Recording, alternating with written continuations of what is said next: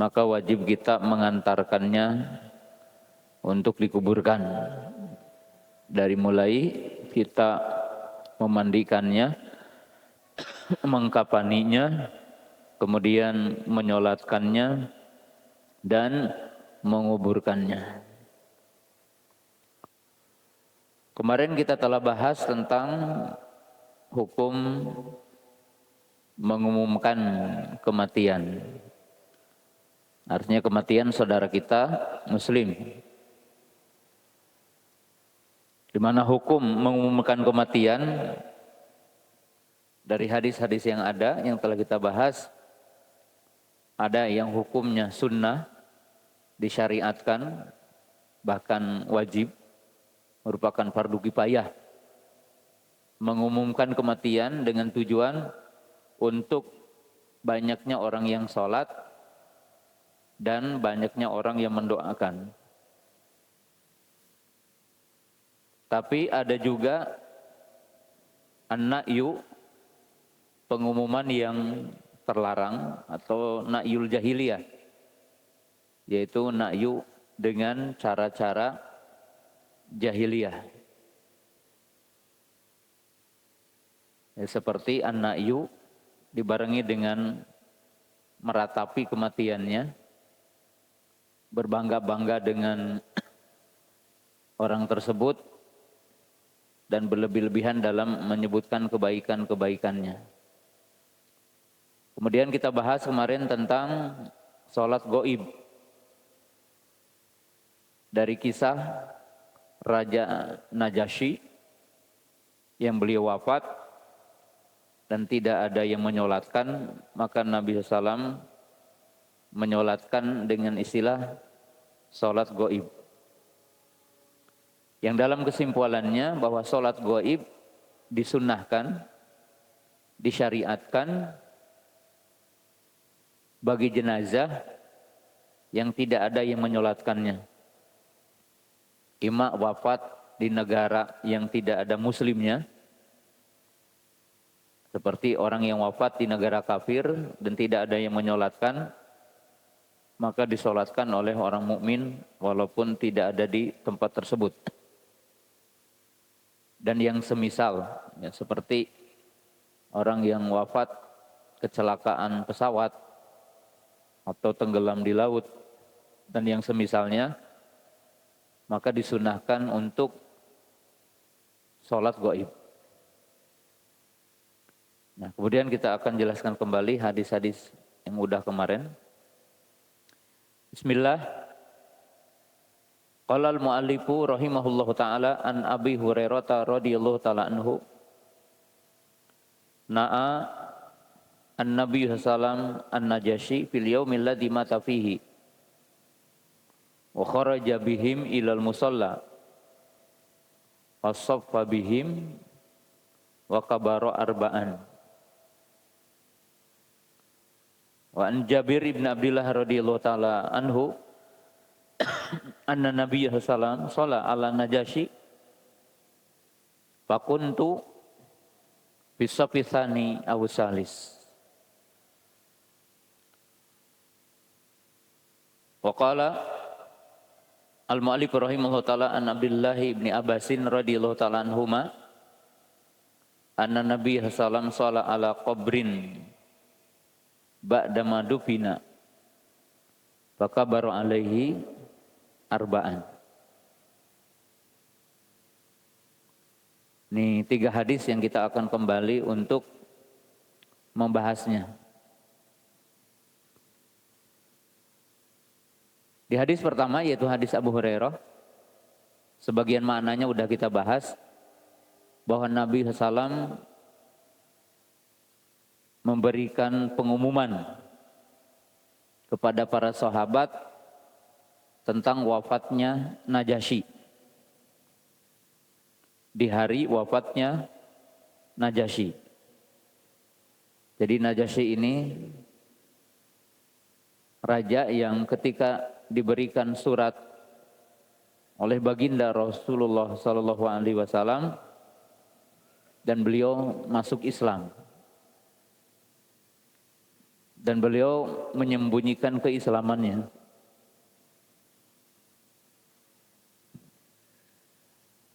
Kemudian di hari wafatnya beliau, Nabi SAW memberitahu kepada para sahabat bahwa beliau telah wafat. Lalu menyeru para sahabat untuk sholat jenazah. Dilakukannya di lapangan. Artinya di musola di lapangan, tidak di masjid waktu itu. Fasofa bihim, lalu Nabi SAW membuat sof. Artinya sof seperti sholat biasa. Jadi sholatnya di musola, musola artinya lapangan. Kemudian Nabi SAW membuat sof. Wakabaru arba'an. Dan Nabi SAW bertakbir dengan 4 kali takbir. Sebagaimana dipahami oleh kaum muslimin hari ini dan telah diamalkan. Itu di hadis pertama. Hadis yang kedua, itu hadis Jabir, bahwa Nabi SAW sholat gaib untuk Najasyi. Lalu Jabir mengatakan, aku berada di shaf kedua atau shaf yang ketiga. Jadi dalam sholat jenazah disunahkan banyak yang menyolatkannya, karena nanti kita akan jelaskan bahwa tidaklah seorang jenazah disolatkan oleh 40 orang yang mentauhidkan Allah, tidak menyekutukan Allah, kecuali akan memberi syafaat bagi yang meninggal tersebut. Jadi sebagai sebab untuk adanya syafaat, sholat itu.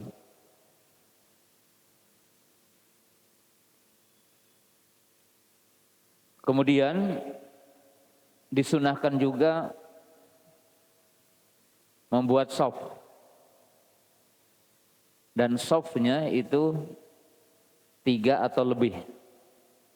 Sehingga sebagian para ulama, kalau kita sholat berenam, maka dibikin 3 shaf. Jadi bikin 3 shaf. Shaf pertama 2 orang, shaf kedua 2 orang, shaf ketiga 2 orang. Itu dari sisi sunnahnya, sebagaimana mungkin akan dirinci nanti. Pada hadis yang ketiga, yaitu hadis Abdullah bin Abbas, semoga Allah meridhoi kepadanya, bahwa Nabi SAW sholat ala qabri ba'da madufina. Nabi SAW pernah sholat jenazah setelah dikuburkan, berarti sholatnya di kuburan. Jadi sholat jenazah setelah dikuburkan. Fakabaru alaihi arba'an, maka beliau pun bertakbir dalam sholat tersebut 4 kali takbir. Jadi dalam 3 hadis ini adanya sholat gaib. Hanya kemarin sudah dijelaskan apakah sholat gaib disyariatkan kepada orang yang sudah disolati. Ya, kalau sudah disolati, apakah disunahkan sholat gaib?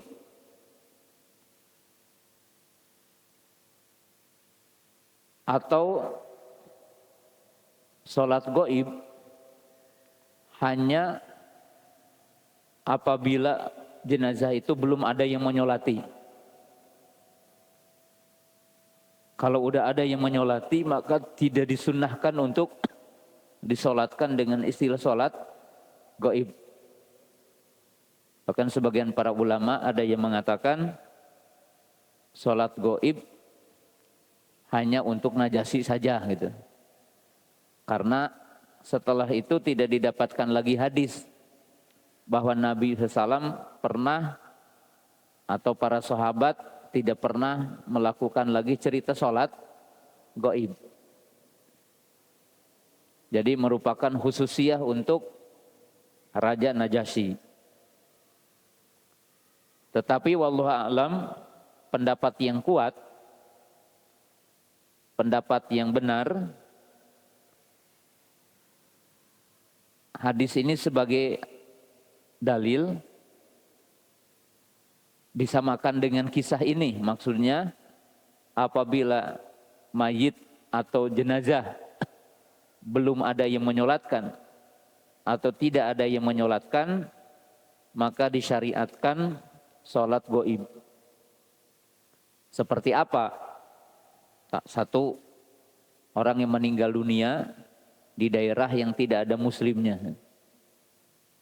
Nah, jadi di daerah yang tidak ada muslimnya, tidak ada yang menyolatkan, maka bagi kaum muslimin di tempat jauh disyariatkan untuk menyolatkannya. Dinamakan sholat gaib. Atau jenazah atau yang mati, mayit, yang tidak ditemukan jenazahnya. Seperti kasus pesawat jatuh gitu, hancur, tidak ditemukan jenazahnya. Atau kapal tenggelam, atau mungkin seseorang diterkam harimau yang tidak ditemukan jejak mayatnya, maka disolatkan dengan solat gaib. Karena hukum solat gaib hukumnya fardu kifayah. Jadi hukumnya solat gaib, solat jenazah adalah fardu kifayah. Artinya kalau udah ada yang menyolatkan, berarti tidak wajib kepada yang lainnya. Kemudian yang kedua, dari hadis ini, jadi dari 3 hadis ini, bahwa sholat jenazah itu 4 kali takbir. Nah, kaifiahnya nanti kita jelaskan. Jadi sholat jenazah itu 4 kali takbir. Bagaimana kaifiahnya kita akan jelaskan nanti. Tapi urutan dari makna hadis ini, seperti dikatakan, fakabaru alaihi arba'an. Beliau Nabi SAW sholat jenazah dengan 4 kali takbir. Yang ketiga, walaupun mungkin ini jarang dilakukan di kita, sholat jenazah itu di lapangan. Ya mungkin kalau ada lapangan yang mendekati tempat penguburan, agar orang bisa melaksanakan 2 ibadah untuk mendapatkan 2 qirot. Karena kan yang melakukan 2 ibadah, menyolati, menguburkan, dapat 2 qirot pahala.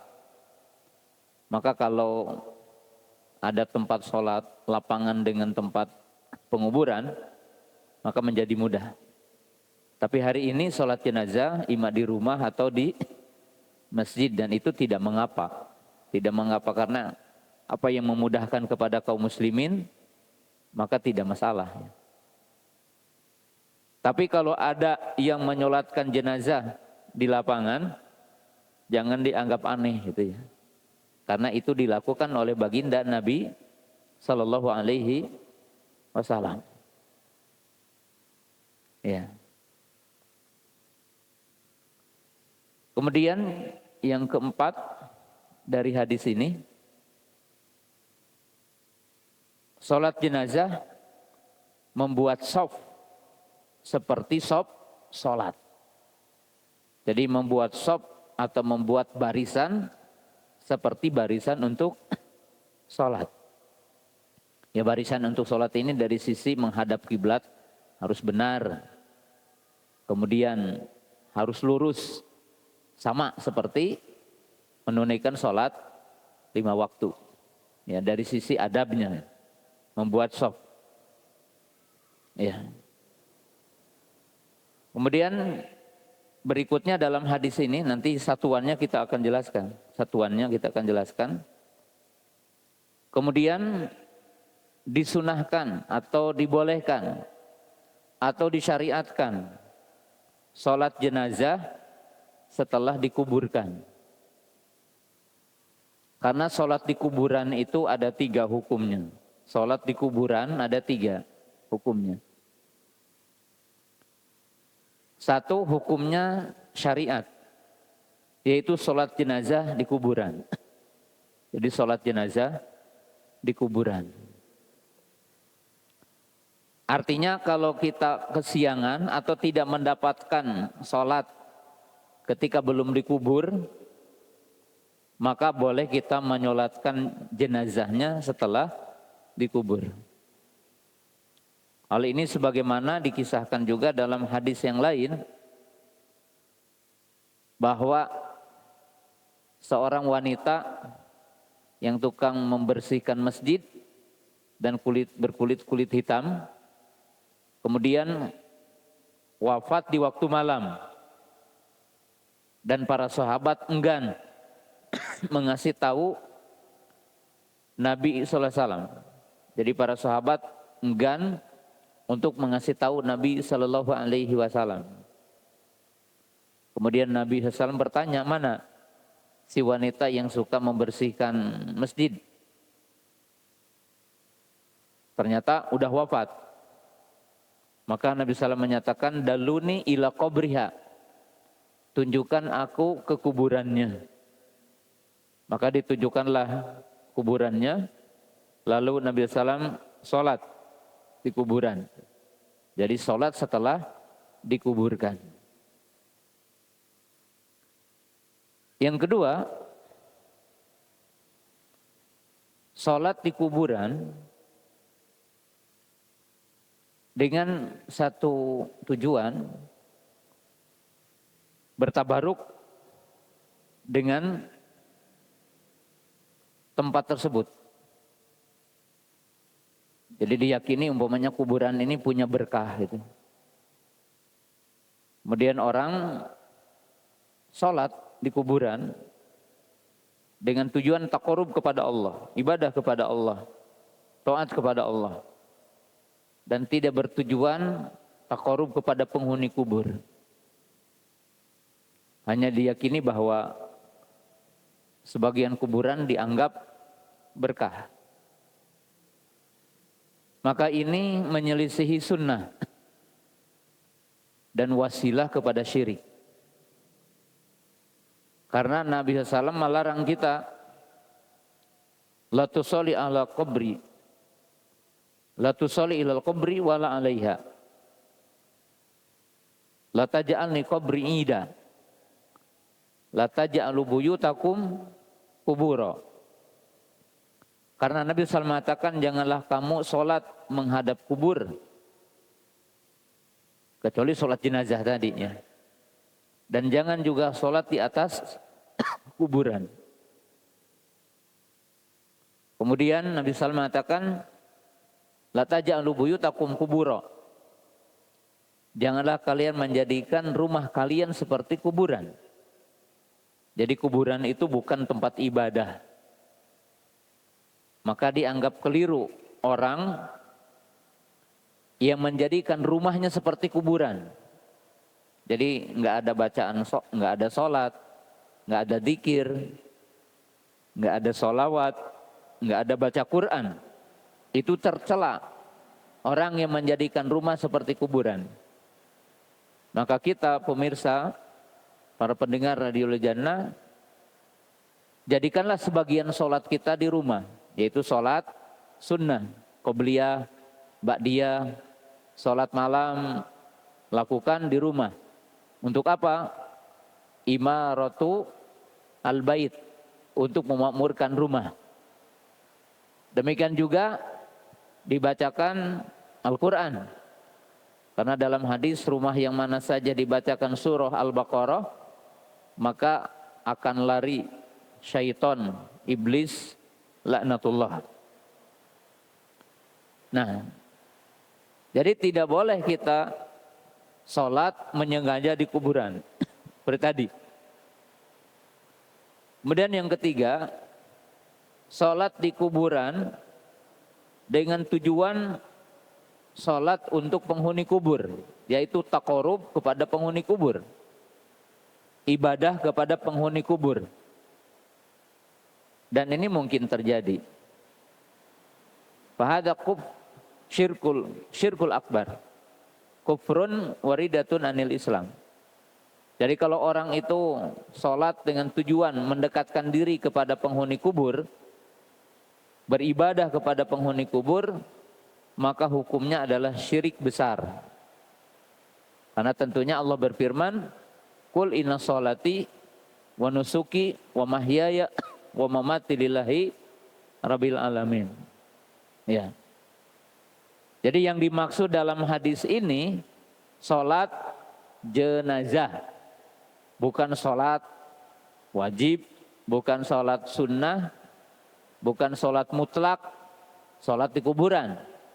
Tapi yang dimaksud adalah sholat jenazah. Dimaksud adalah sholat jenazah. Nah sekarang kita akan bahas sholat jenazah. Pertama, hukum sholat jenazah, ijma hukumnya adalah fardu kifayah. Jadi sholat jenazah berdasarkan ijma hukumnya fardu kifayah. Ya. Artinya bukan fardu ain. Jadi bukan fardu ain. Dalam arti kalau di antara kaum muslimin ada yang melakukan sholat jenazah, maka yang lainnya adalah jatuh hukumnya.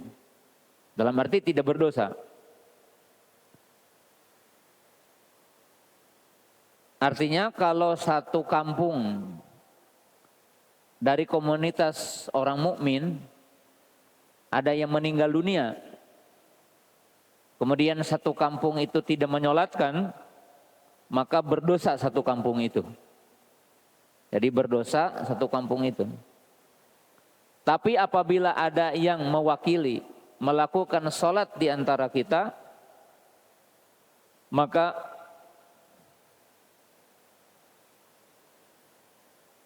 jatuhlah kewajiban yang lainnya. Jadi jatuhlah kewajiban yang lainnya.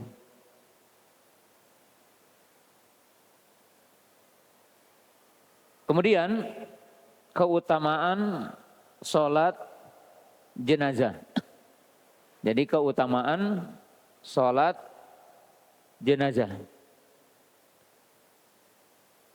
Nabi Shallallahu Alaihi Wasallam menjelaskan, manittaba'a janazata muslimin imanan wahtisaban wa kana ma'u hatta yusolli 'alaiha wa yafragu min dafniha fa innahu yarji'u minal ajri bi qirataini kullu qiratin mislu uhudin wa man shalla 'alaiha summa raja'a qabla an tudfana fa innahu yarji'u bi qiratin. Nabi SAW mengatakan barang siapa yang mengikuti jenazah muslim dengan dasar iman dan pengharapan dan ia menyolatkannya kemudian menguburkannya, maka mendapatkan 2 qirot. Jadi mendapatkan pahala 2 qirot. Lalu Nabi SAW mengumpamakan setiap 1 qirotnya sebesar atau setimbangan gunung Uhud. Ya, gunung Uhud itu gunung yang paling besar ada di Madinah. Ada di mana? Ada di Madinah. Kalau kita gambarkan ya sebesar gunung Galunggung. Kalau tamsilnya kita di Tasikmalaya, hanya tamsilnya dulu mendekatkan ya di daerah itu. Jadi berarti besar. Dan kata-kata Gunung Uhud permisalan saja. Dan barang siapa ia mengantarkan jenazah sampai menyolatkan saja, maka dapat 1 qirot. Ya, jadi kalau ingin sempurna, mesti dua-duanya. Nah, di sini menunjukkan menyolatkan jenazah tidak boleh dibayar. Ya, jadi menyolatkan jenazah tidak boleh dibayar dan tidak selayaknya dibayar. Kenapa? Ada 2 sisi. Yang pertama hukumnya fardu kifayah. Jadi yang namanya kiai ajengan itu menegakkan fardu kifayah. Karena dia yang paling bertanggung jawab menegakkan fardu kifayah, bukan orang awam. Jadi bukan orang awam. Orang-orang awam kan mungkin sebagiannya tidak paham sholat jenazah. Karena tidak sedikit orang yang pergi umroh, pergi haji, kebingungan. Karena di Masjid Nabawi, di Masjidil Haram, sering ada sholat. Banyak orang Indonesia bertanya, Ustadz, sholat naon iya? Sholat apa ini? Kok nggak ada ruku dan sujudnya? Jadi berarti selama di Indonesia jarang sholat jenazah. Karena ada salah satu paradigma berpikir yang salah, yang menyolatkan jenazah itu hanya kiai atau ajengan atau santri yang menyolatkan. Padahal setiap mukmin dituntut untuk menyolatkan jenazah. Jadi yang namanya orang berilmu, namanya ustadz atau kiai ajengan, itu orang yang paling dituntut untuk menegakkan kewajiban ini, karena dia yang paling tahu. Jadi hukumnya fardu kifayah. Berarti kalau tidak menyolatkan semuanya berdosa. Maka orang yang mewakili kaum muslim menyolatkan jenazah, dia dapat keutamaan. Yang kedua, dalam hadis katakan imanan wahtisaban. Jadi menyolatkan jenazah itu dibarengi iman, artinya iman Allah mensyariatkannya. Iman bahwa Nabi SAW mensyariatkan tentang sholat jenazah. Yang kedua, berharap pahala dari menyolatkan itu. Jadi jangan mengharap amplop nanti dari keluarga yang meninggal dunia. Ya, karena mestinya orang yang sodakoh itu adalah orang yang saudaranya, bukan orang yang meninggal atau keluarga yang meninggal dunia.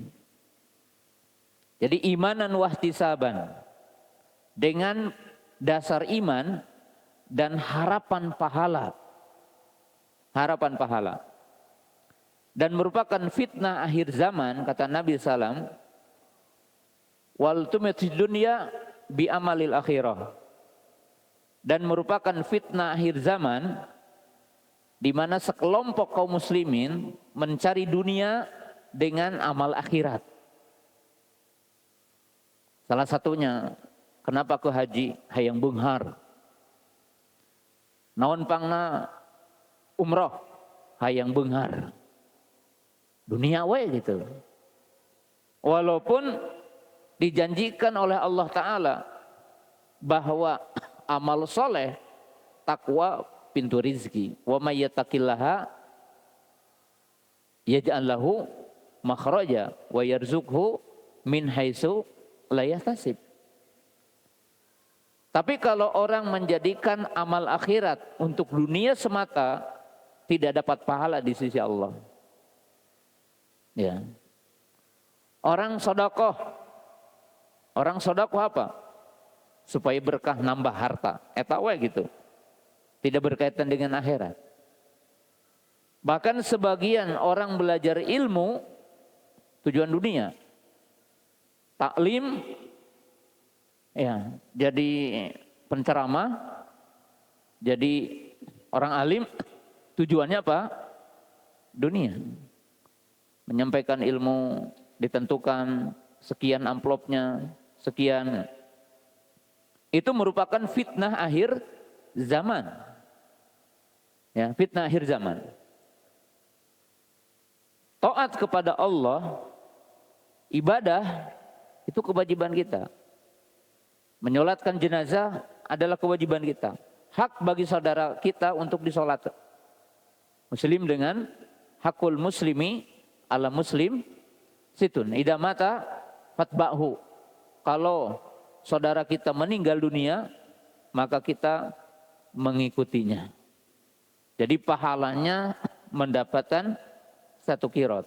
Berarti kalau orang itu sholat, lalu ditentukan nanti kalau sholat per orang sekian, harus bayar sekian, maka yang menyolatkan tersebut tidak akan dapat pahala dari Allah. Karena mesti imanan wahtisaban.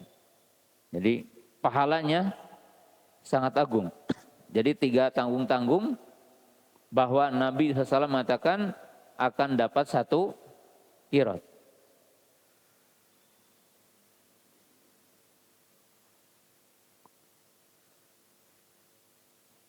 Kemudian berikutnya kaifiyah salat jenazah. Jadi tata cara salat jenazah.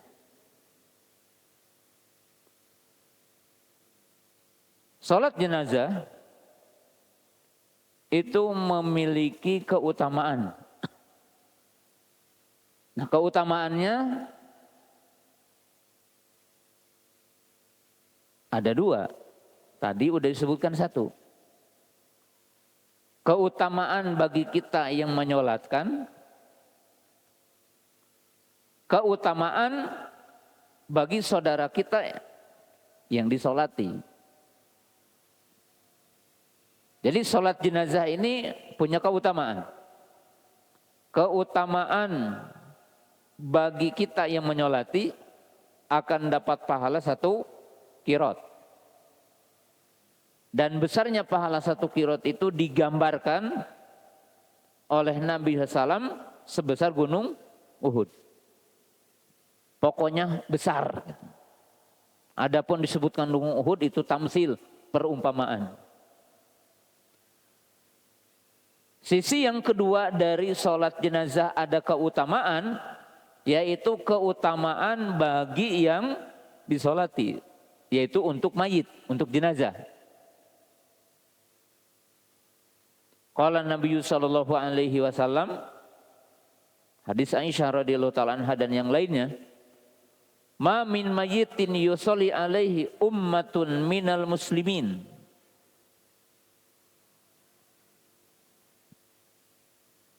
Ia beluguna mi'ah. Kulhum yashfa'una lahu illa syafi'un fihi. Jadi tidaklah satu jenazah muslim salat umat Islam di antara umat muslim yang jumlahnya ya, melebihi atau jumlahnya adalah 100, kecuali mereka itu akan memberi syafaat baginya. Dalam hadis yang lain Nabi SAW mengatakan ma min rajulin muslimin yamutu fayaqumu ala janazatihi arba'una rajulan la yusyrikuna billahi syai'an ila syafa'uhumullahu fih. Nabi SAW mengatakan tidaklah seorang jenazah muslim disolatkan oleh 40 orang. Siapa yang 40 orang ini? Muwahhid.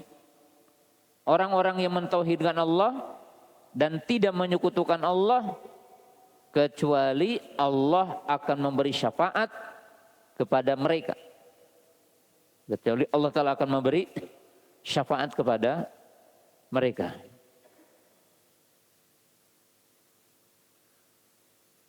Kemudian Nabi SAW menyebutkan dalam hadis tadi 100, dalam hadis ini dikatakan 40 gitu. Maka kata para ulama ahli hadis mengatakan tidak bertentangan. Karena yang sedikit masuk kepada yang banyak masuk kepada yang sedikit. Artinya bilangan 100 ya masuk kepada bilangan 40. Dan bilangan 40 masuk dari bilangan yang 100.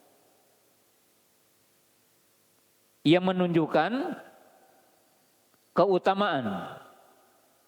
Keutamaan 40 orang yang mentauhidkan Allah, 40 orang yang tidak menyekutukan Allah Subhanahu wa taala, maka ini menyamai 100 orang muslim. Dan keutamaan mereka itu memberi syafaat. Jadi artinya mayit jenazah dapat keutamaan karena disolatkan oleh 40 orang. Maka karena ada keutamaan apabila disolatkan oleh orang yang banyak, maka seyogianya kita memberitahu saudara-saudara kita tentang kematian saudara kita. Karena kan tidak mungkin banyak yang menyolatkan kalau tidak diumumkan kematiannya. Sehingga kata para ulama, bukan hanya sunnah mengumumkan kematian itu, tetapi mengandung makna wajib.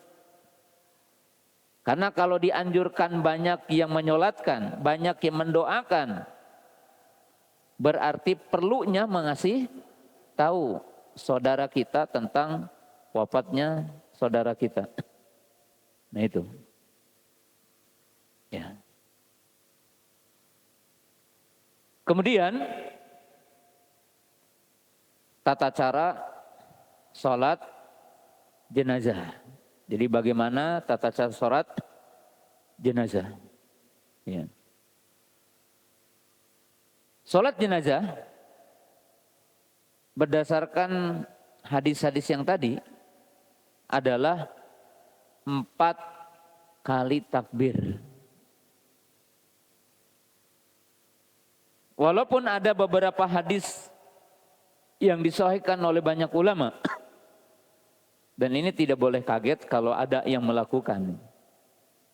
Itu takbir jenazah itu ada 5, ada yang lebih gitu. Tapi yang ma'ruf, yang dikenal di kalangan kaum muslimin dan telah menjadi amal kaum muslimin di mana-mana, sholat jenazah itu 4 kali takbir. Jadi sholat jenazah itu 4 kali takbir. Ya. 4 kali takbir ini disebutkan dalam hadis yang sahih. Takbir pertama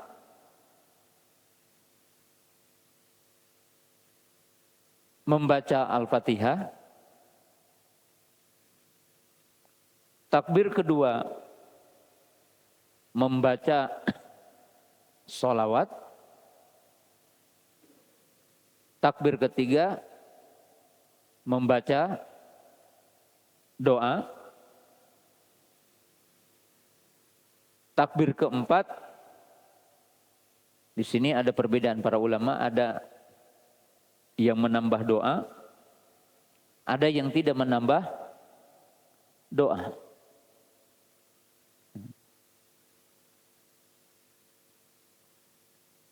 Berdasarkan hadis Ubadah ibnu Somit dan hadis Abu Umamah Al-Bahili radhiyallahu taala anhuma. Hadis umum. Kenapa baca Fatihah? Diambil hadis umum. Qala Nabi sallam, la sholata liman lam yaqra bi Fatihatil kitab. Tidak sah salat bagi yang tidak membaca Al-Fatihah. Maka salat jenazah dihitung sebagai salat. Maka dalam salat itu mesti ada Fatihahnya. Dan itu ada di takbir yang pertama. Dan dinyatakan dalam hadis Abu Umamah Al-Bahili radhiyallahu taala anhu, dan hadis ini disebutkan dalam kitab Imam Nasai dan itu sahih. As-sunnatu fi sholati alal janazati an yaqra'a fit takbiratil ula bi ummil qur'ani mukhafafah thumma yukabbiru salasan wa taslimu indal akhirati. Jadi disebutkan dalam hadis ini, di antara bentuk sunnah dalam sholat jenazah, membaca pada takbir pertama dengan Al-Fatihah, dengan disirkan, maksudnya tidak dijaharkan, disirkan dan diringankan. Kemudian takbir setelahnya, yang yukabbiru salatan. Jadi takbir dengan tiga kali takbir. Berarti takbir yang kedua, ketiga, keempat. Wa taslimu indal akhirati, dan mengucapkan salam ya, setelah takbir yang keempat. Sehingga dikatakan oleh para ulama, doa ada dalam 3 kali takbir itu. Jadi doa ada dalam 3 kali takbir itu. Ya, artinya doa ada dalam 3 takbir itu. Doa yang pertama adalah sholawat, doa yang kedua untuk jenazahnya. Nanti kita jelaskan doanya. Dalam hadis Abdullah bin Abbas radhiyallahu ta'ala anhuma, qala Talha ibnu Abdullah ibnu Auf, qala sholaitu khalfa ibni Abbasin radhiyallahu ta'ala anhuma ala janazah faqara bi fatihatil kitabi faqala lita'lamu annaha sunnah. Jadi Abdullah bin Abbas radhiyallahu ta'ala anhu, beliau sholat dan di situ ada yang menyaksikan sholatnya. Siapa? Talha ibnu Abdullah ibnu Auf. Lalu beliau membaca Fatihah. Untuk apa katanya? Untuk mengajarkan bahwa itu adalah sunnah. Nah, itu untuk mengajarkan bahwa itu adalah sunnah. Tapi yang dimaksud dengan sunnah di sini bukan sunnah mustahab. Maksudnya sunnah di sini menurut Abdullah bin Abbas merupakan tata cara yang dilakukan oleh Nabi. Bukan baca Fatihah dalam sholat jenazah mustahab. Ya. Tapi yang dimaksud adalah syariat Nabi. Syariat Nabi. Dan hukumnya adalah wajib. Dan hukumnya adalah wajib. Maka oleh sebab itu, baca Al-Fatihah dalam sholat jenazah, hukumnya adalah rukun. Jadi kalau tidak baca Fatihah, tidak sah apa? Sholatnya.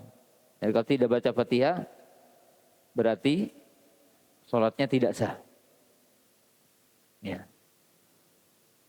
Kemudian yang kedua, membaca sholawat kepada Nabi. Jadi artinya pada takbir yang kedua adalah sholawat kepada Nabi Sallallahu Alaihi Wasallam. Ya. Jadi pada rakaat, pada takbir yang kedua adalah baca sholawat. Pada takbir yang ketiga baca doa, yaitu Allahumma gfir lahu warhamhu wa'afihi wa'fu anhu wa akrim nuzulahu wa wasi madkhalahu. Nah, itu bentuk doa yang diajarkan oleh baginda Nabi sallam. Ya, itu Allahumma gfir lahu warhamhu wa'afihi wa'fu anhu wa akrim nuzulahu wa wasi madkhalahu. Jadi yang pertama meminta pengampunan. Kedua meminta rahmat. Ketiga meminta maaf. Keempat dimuliakan tempat di kuburannya. Kelima atau berikutnya diluaskan kuburannya. Berarti nanti kalau orang-orang yang durhaka, orang-orang kafir akan sempit kuburannya. Orang mukmin diluaskan kuburannya. Wagsilhu bil ma'i wal salji wal barodi wa naqihi min khotoya kama yunaqus thawbul abyadu minad danas. Ya, di sini meminta dibersihkan dari semua dosa. Ya. Kemudian doa setelahnya wa abdil hudaron khairum min darihi. Artinya menunjukkan bahwa kehidupan dunia seindah apapun, semewah apapun, ini harus dicatat oleh kita, itu tidak seberapa dengan apa yang akan didapatkan nanti setelah kematian.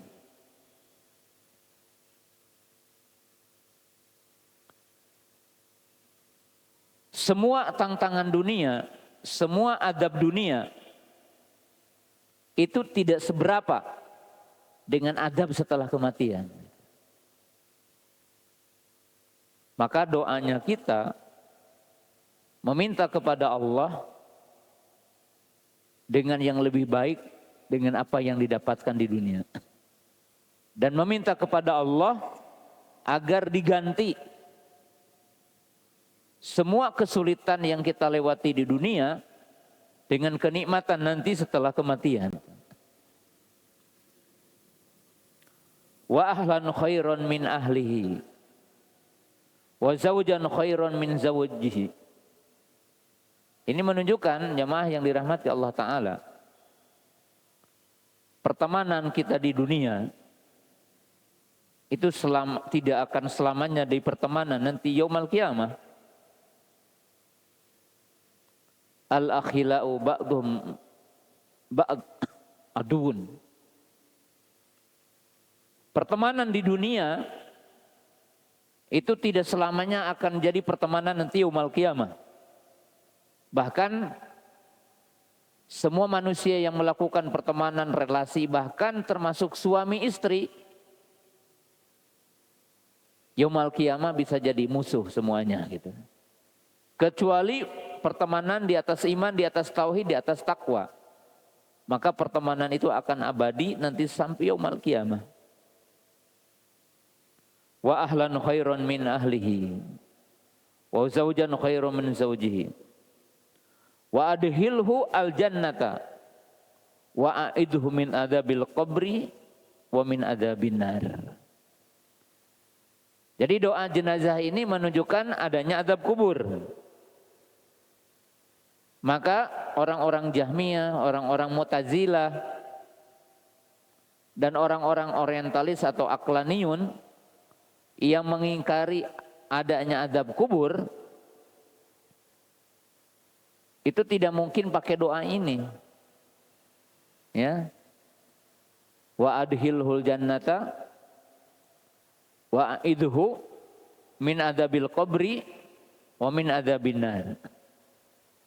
Bagaimana seseorang berlindung dari azab kubur tapi dia tidak mengimani adanya azab kubur. Makanya kaum Mu'tazilah yang mengatakan kalau bab akidah mesti pakai hadis mutawatir. Kalau bab ibadah, fikih boleh dengan hadis dengan hadis ahad. Maka akan rancu cara beragamanya.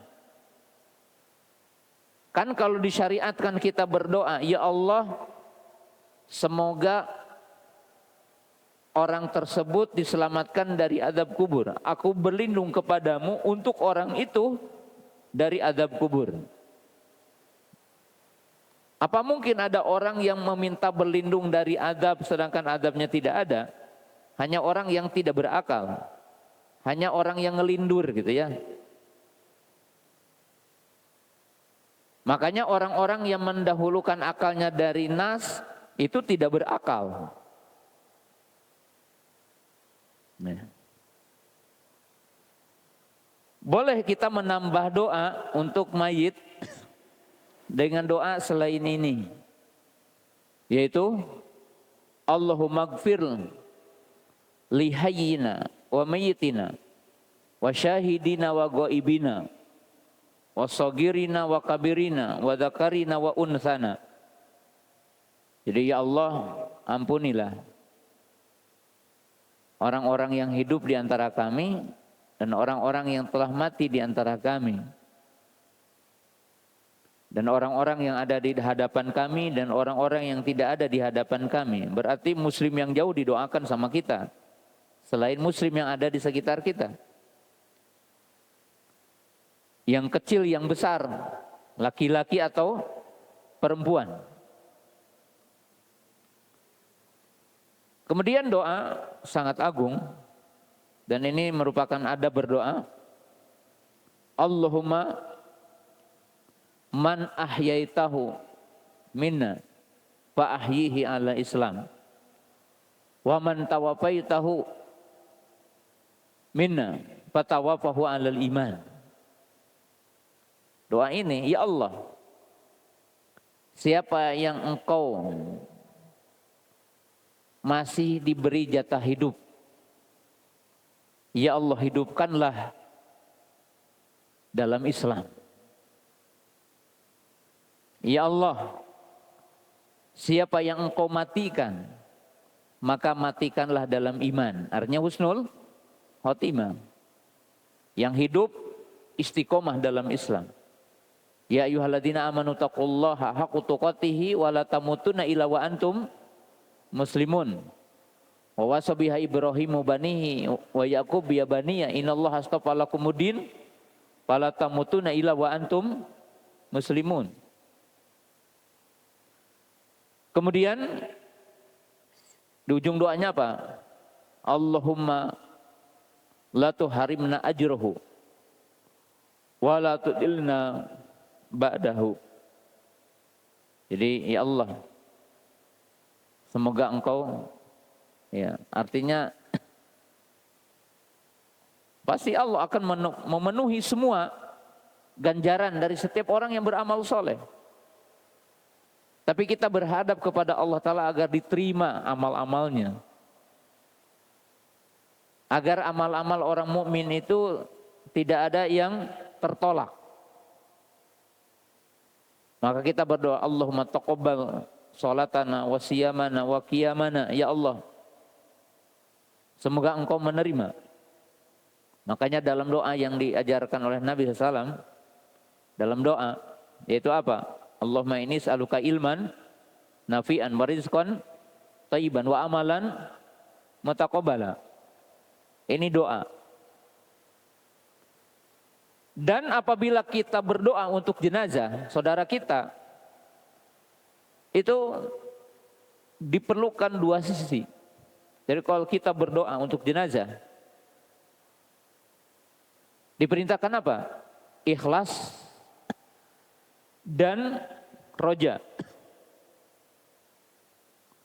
Artinya nilai keikhlasan kita ketika berdoa untuk saudara kita itu harus. Dan yang kedua, harapan yang besar doa kita diijabah. Maka Nabi SAW mengatakan dalam hadis Abu Hurairah radhiyallahu ta'ala anhu, idza sholaitum alal mayyiti fa akhlisu lahu du'a. Apabila kalian sholat untuk mayit, maka ikhlaskanlah doamu. Berarti di sini juga jangan sampai di antara kita membarter doa untuk jenazah untuk dibayar. Jadi jangan sampai ketika kita akan mendoakan jenazah, mendoakan mayit, dibarter dengan amplop. Karena doa kita mesti ikhlas. Apa yang dimaksud dengan ikhlas? Dua komponen. Satu, doanya meminta kepada Allah. Yang kedua, mendoakannya dengan ingin dapat pahala dari Allah. Dengan kita penuh harapan. Nabi SAW mengatakan waqum min fid du'a. Kalau kamu meminta kepada Allah, besar harapan kalau doa kita itu diingin diijabah Allah. Jadi ingin diijabah Allah Ta'ala. Kemudian bagian akhir, ini masih belum selesai ya, tentang kaifiyah salat jenazah. Apakah disunnahkan untuk mengangkat tangan atau enggak? Ya, jadi mengangkat tangan atau tidak? Yaitu pada takbir kedua, takbir ketiga, takbir keempat. Adapun takbir pertama, maka para ulama mengatakan disyariatkan. Jadi disyariatkan untuk mengangkat tangan pada takbir pertama. Ya.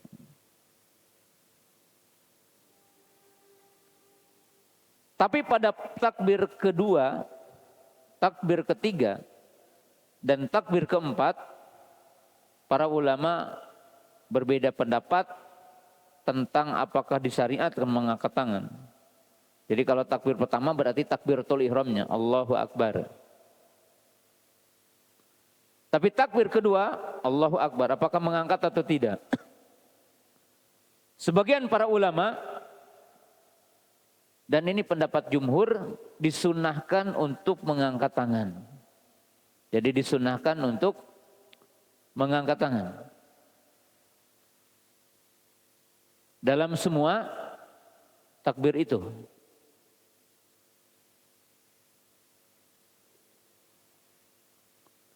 Tapi tidak ada hadis sahih yang menunjukkan Nabi SAW mengangkat tangan. Artinya hadis yang marfu kepada Nabi SAW. Tapi diriwayatkan dari sejumlah sahabat. Seperti diriwayatkan tentang amalnya Abdullah bin Umar radhiyallahu taala anhuma. Bahwa Abdullah bin Umar kana yarfa'u yadayhi fi kulli takbiratin alal janazah. Bahwa Abdullah bin Umar itu mengangkat kedua tangannya dalam semua takbir dalam sholat jenazah.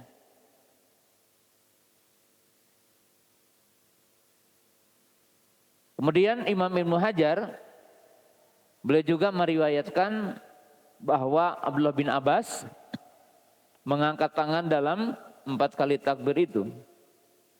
Kemudian yang lainnya.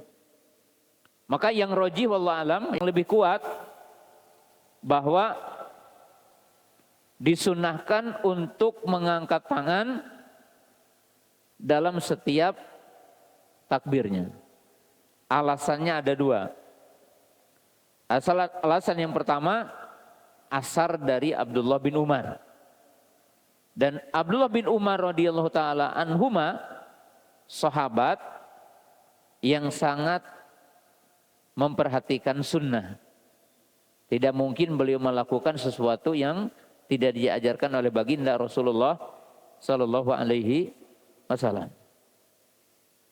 Yang kedua, yaitu riwayat atau perkataan Imam Syafi'i rahimahullahu taala, di mana Imam Syafi'i membuat satu kaidah qiyas, tapi qiyas ini qiyas kuat, bahwa disyariatkan mengangkat tangan dalam sholat dengan kaidah-kaidah yang ada tentang kaifiyah sholat, bahwa mengangkat tangan ketika sholat alasannya dua, al-qiyam wa dzikru. Jadi mengangkat tangan ketika sholat itu karena ada takbir dan berdiri. Kan disebutkan ada 4 tempat yang kita disunahkan mengangkat tangan.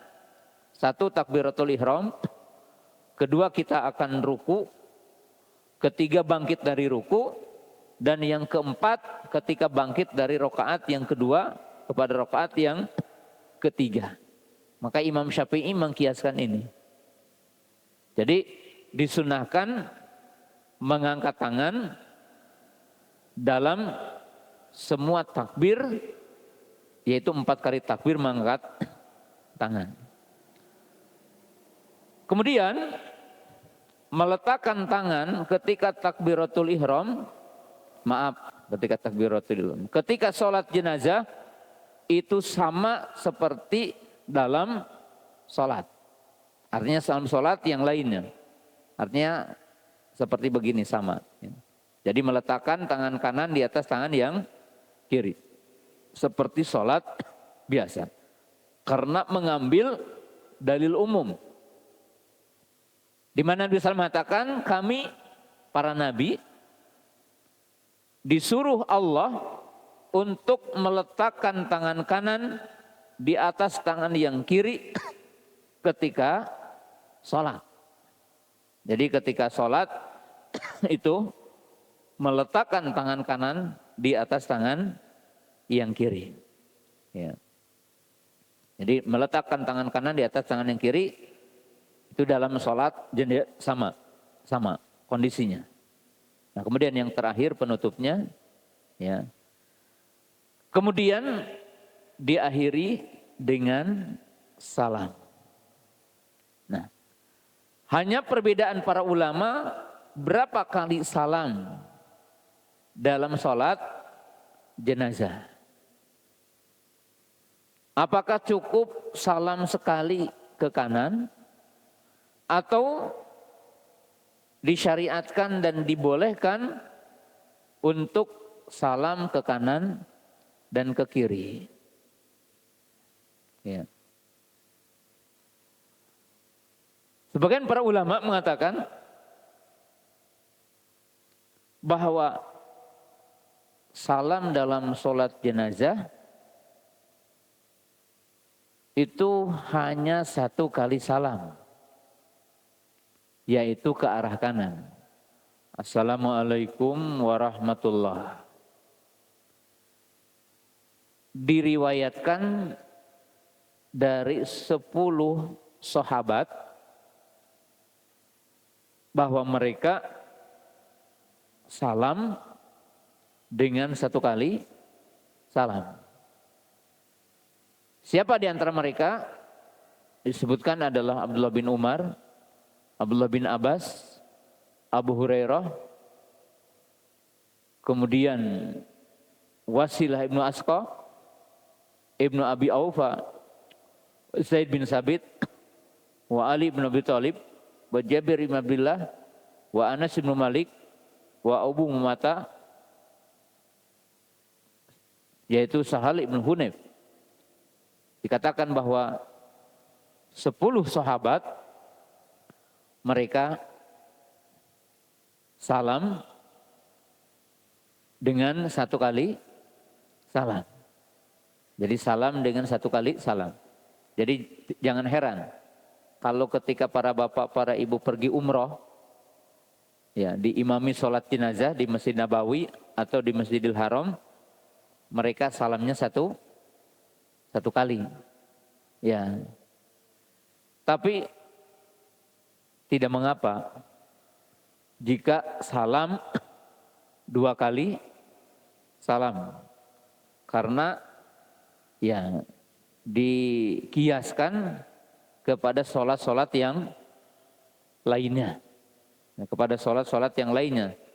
Tetapi wallahu ta'ala alam, ya, jika melakukannya salam 1 kali maka lebih afdal, karena riwayat-riwayat yang meriwayatkan sholat jenazah dari para sahabat, maka mereka meriwayatkan dengan satu kali salam. Jadi dengan satu kali salam. Allah Ta'ala alam. Sampai di sini dulu kesempatan sore hari ini. Kita menyisakan satu atau dua pertanyaan. Silakan. Ya.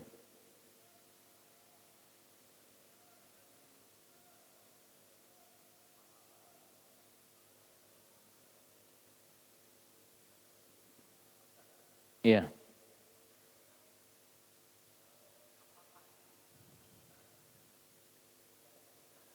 Hah? Oh.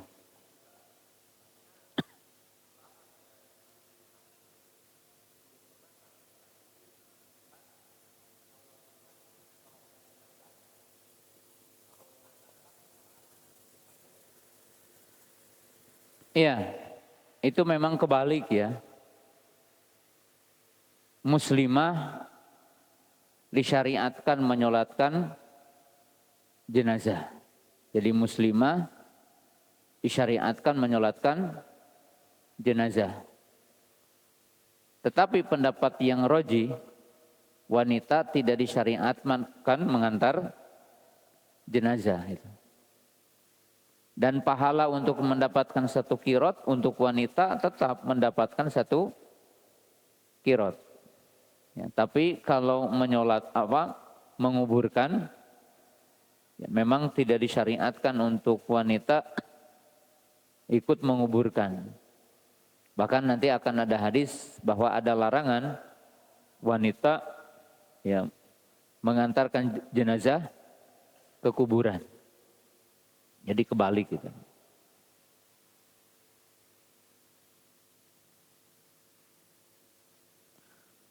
Kita belum selesai ya. Bolehkah menyolatkan jenazah orang fajir, ahlu maksiat, orang yang bunuh diri, atau mungkin pezina, atau pencuri, peminum homer, tetap wajib disolatkan dan hukumnya fardu kifayah.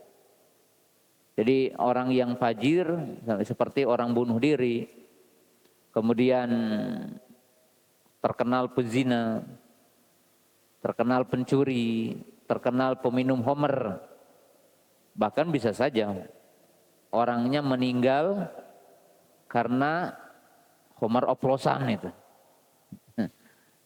Meninggal, tetap disolatkan karena dia masih muslim, masih apa? Mukmin. Tapi sebagaimana nanti akan disebutkan juga bahwa mungkin tokoh terkenal, kiai tidak menyolatkan. Untuk apa? Untuk memberikan pelajaran. Karena Nabi SAW pernah menyebutkan kepada para sahabat, "Shollu ala sahibikum." Jadi ada orang yang di situ punya utang. Kemudian Nabi SAW menyuruh untuk menyolatkan. Adapun aku tidak menyolatkan. Jadi menunjukkan kalau orang fajir tetap disolatkan. Ya, karena masih dikatakan muslim mukmin.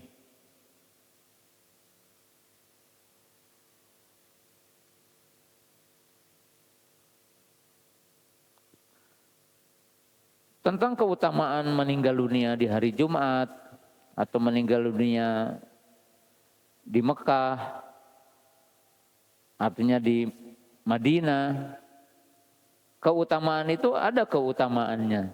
Tapi tidak berarti semua orang yang meninggal di hari Jumat husnul khotimah. Karena tetap aja disertakan sisi lain iman dan takwanya. Bukan sekedar wafatnya di hari Jumat.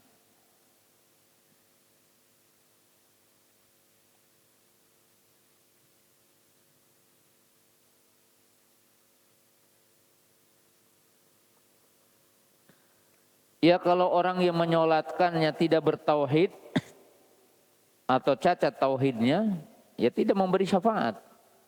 Bagaimana dia bisa memberi syafaat kepada orang lain sedangkan dia juga tidak berhak untuk mendapatkan syafaat?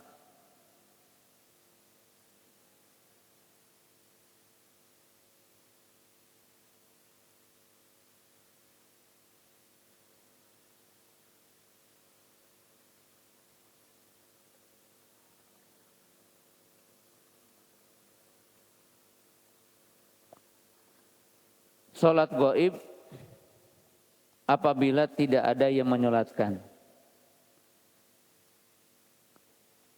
Apakah boleh kita melakukan salat gaib sementara kita mengetahui si mayit sudah disolatkan? Allah alam tidak disunahkan untuk menyolatkan jenazah yang udah apa? Disolatkan.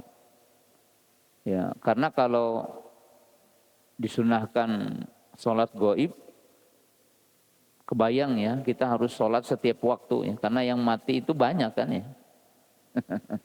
Yang meninggal dunia adalah banyak setiap waktu, setiap saat. Saudara kita di sana, saudara ini di sana. Hampir 5 waktu sholat, bisa sholat gaib kan gitu ya. Bisa sholat gaib. Kalau di Masjid Nabawi itu sholat jenazahnya ada setiap waktu sholat. Dan tentunya dari kampung, dari daerah agak sedikit jauh. Karena ingin banyak yang menyolatkan, maka dibawa ke Masjid Nabawi atau ke Masjidil Haram.